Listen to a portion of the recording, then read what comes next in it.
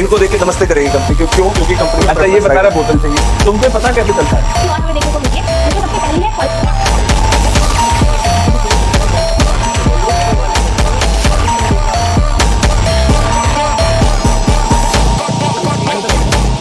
सबसे पहले मेरे 30 में से 20 प्लस आराम से 20 में से 20 plus.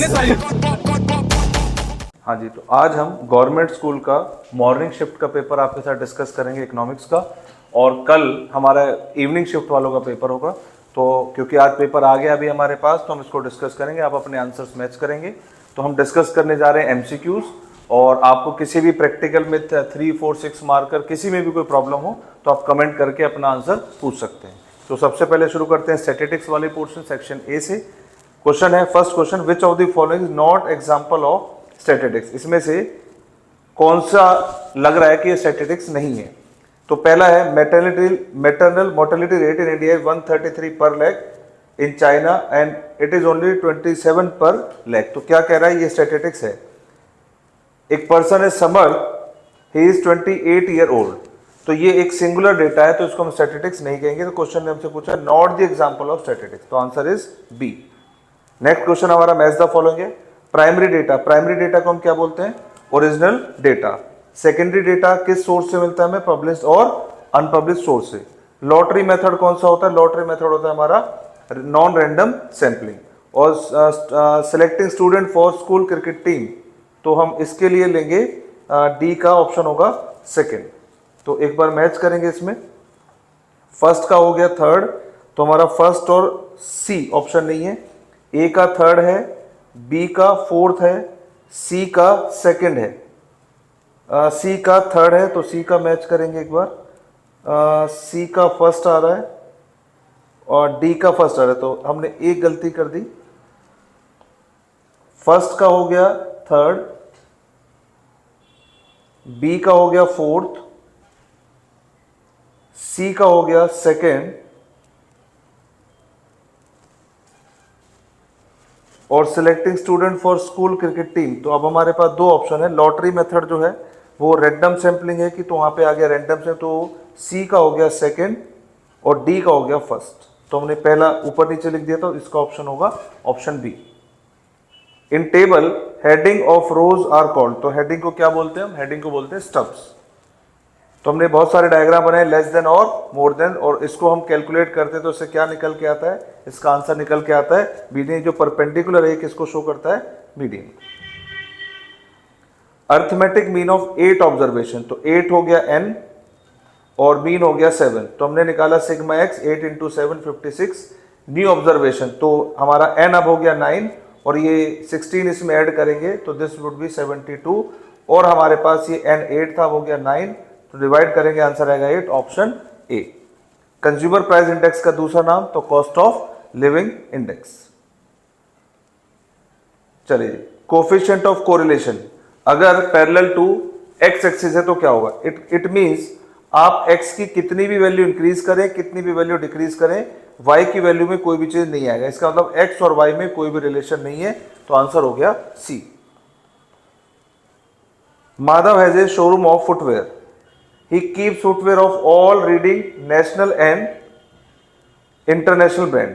You are interested in knowing the most frequent sold size, सबसे ज्यादा क्या बेचता है? तो जो भी फ्रीक्वेंटली सबसे ज्यादा हम उसको क्या बोलते हैं? हम उसको बोलते हैं mode. Histogram can be constructed for, तो हमने पढ़ रखा है हिस्टोग्राम किसके लिए निकाला जाता है? कॉन्टिन्यूअस सीरीज के लिए।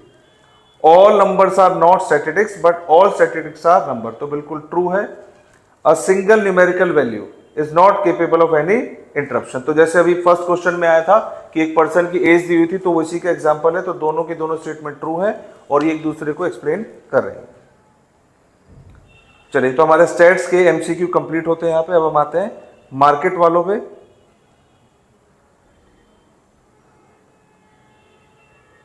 ये हमारे माइक्रो इकोनॉमिक्स के क्वेश्चन आ गए। सबसे पहला, विच of the following statement is normative, तो दो स्टेटमेंट पढ़े हमने, पॉजिटिव और नॉर्मेटिव।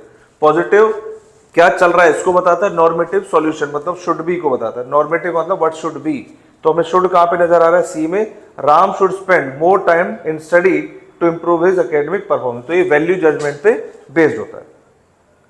इलास्टिसिटी ऑफ डिमांड पूछ रहा है, और ये पैरेलल किसके, एक्स एक्सिस के, तो यहाँ पे ईडी क्या होगा हमारा, ईडी होगा इनफाइनाइट। तो ऑप्शन हो गया सी। इंडिफरेंस का slope downward from left to right, तो किसकी वजह से होता है, monotonic preference.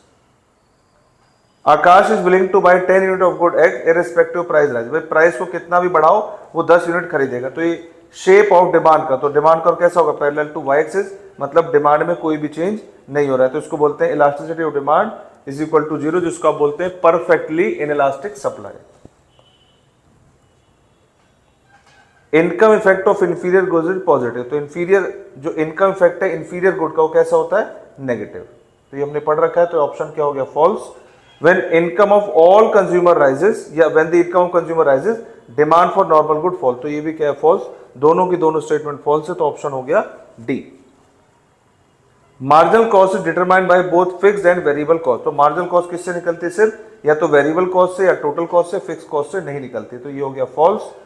As output increase, अगर आउटपुट बढ़ेगा तो फिक्स कॉस्ट रिमेन्स अनचेंज, तो आउटपुट बढ़ने पे फिक्स कॉस्ट क्या रहती है, अनचेंज, तो ये हो गया ट्रू। तो सेकेंड ऑप्शन इज ट्रू, तो ट्रू वाला ऑप्शन हो गया D, option D. In a market where the firm is required to reduce the price to sell more, which of the following is correct, तो हमने पढ़ रखा है, ये रेवेन्यू कॉन्सेप्ट से है। और रेवेन्यू में हमने क्या क्या पढ़ा है, मैं आपको मैच करा दूं, ये हमने इम्परफेक्ट मार्केट के लिए पढ़ रखा है, बिल्कुल सेम क्वेश्चन आया है, विच of the following is correct. अगर फर्म प्राइस को क्या करते हैं, रिड्यूस, तो ऐसे में क्या होगा, तो सबसे पहले AR, TR और MR, तो AR curve slope downward from left to right, देखो हमने डायग्राम बनाया हुआ है, AR curve slope downward from left to right. TR curve is increasing in constant rate, तो ये परफेक्ट मार्केट में होता है, तो ये ऑप्शन नहीं, परफेक्ट कंपटीशन में कांस्टेंट रेट पे बढ़ता है और इसके अंदर कांस्टेंट रेट पे नहीं बढ़ता है। MR is equal to AR, तो ये भी किस में होता है, परफेक्ट मार्केट में, और हमें रिड्यूस प्राइस बोला है, तो ये imperfect competition market. When MR is 0, TR is maximum, तो ये ट्रू है, तो दो स्टेटमेंट ठीक है, फर्स्ट और फोर्थ। ऑप्शन चेक करते हैं, ऑप्शन है option D, first and fourth दोनों ठीक है। With reference to relation between average cost and marginal cost, which of the following statement not true, इसमें से कौन सी ट्रू नहीं है, इसका मतलब आपसे फॉल्स पूछिए। When AC rises, MC also rises, तो ये हमारे पास एवरेज कॉस्ट, ये हमारे पास मार्जिनल कॉस्ट। जब AC बढ़ता है मार्जिनल कॉस्ट भी बढ़ता है, करेक्ट है। When AC fall, MC also fall, अगर AC फॉल हो रहा है MC भी फॉल हो रहा है, लेकिन AC कॉन्टिन्यूसली फॉल हो रहा है, यहाँ पे MC ने बढ़ना शुरू कर दिया, तो ये स्टेटमेंट फॉल्स हो गई, option B. When AC is minimum, MC is equal to AC, ये करेक्ट है। और MC reaches is minimum point before AC, जैसा हमें डायग्राम में दिख रहा है, मार्जिनल कॉस्ट का मिनिमम पॉइंट पहले आता है और एवरेज कॉस्ट का मिनिमम पॉइंट बाद में आता है, तो इसका ऑप्शन हो गया B. An increase in the price of input causes increase in the supply of the good, अगर प्राइस ऑफ इनपुट बढ़ते तो सप्लाई कम होती है, इसने इंक्रीज लिखा है, तो ये हो गया false. Demand for the good remains unaffected by increase in the price of input, तो इनपुट का प्राइस से कोई कनेक्शन है, पढ़ते हैं demand for good remains unaffected, demand पे कोई चेंज नहीं होगा। Increase in the price of input, तो यहाँ पे बात किसकी हो रही है, डिमांड की, और ये इस पे किस पे डालता है, सप्लाई पे, तो पहला फॉल्स हो गया और दूसरा ट्रू हो गया, तो इसका ऑप्शन होगा हमारे पास statement second is true, first is false, तो option A. An equal increase in both demand and supply will cause, जब इक्वल इंक्रीज होता है दोनों में तो प्राइस रहते हैं सेम और डिमांड हो जाती है इंक्रीज, तो ऑप्शन में no change in equilibrium price but increase in equilibrium quantity. तो यहां पे हमारे सारे 20 मार्क्स के एमसीक्यू कवर होते हैं। आप अपने आंसर मैच करें, अगर आपको किसी भी क्वेश्चन में कंफ्यूजन है तो आप कमेंट बॉक्स में अपना क्वेश्चन पूछें, उसका आंसर आपको मिलेगा। Thank you very much and bye bye.